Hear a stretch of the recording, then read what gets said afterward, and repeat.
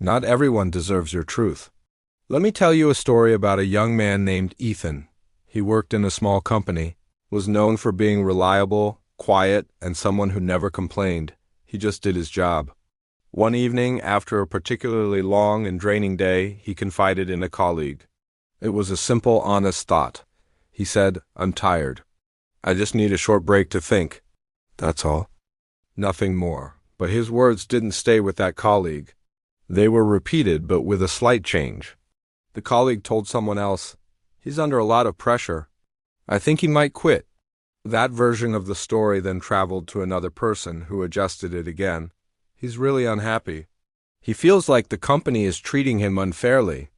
By the time this whisper reached the ears of management, the story was completely unrecognizable. The final version?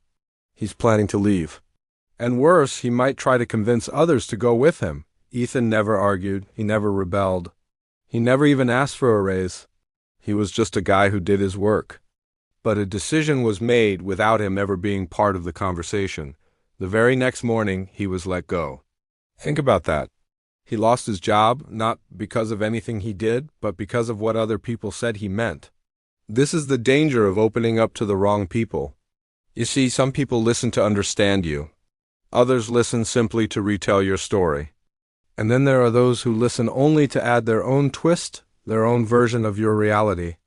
Words travel, and they almost never arrive at their destination unchanged. They get distorted, exaggerated, and repurposed along the way. This story teaches us a powerful lesson. Sometimes silence isn't a sign of weakness. It's a form of protection. You don't owe everyone an explanation for how you feel. Not every listener is a friend, and not every ear is a safe place for your thoughts. So be mindful. Choose carefully who you share your inner world with. Be selective about who hears your vulnerabilities, your doubts, and your dreams.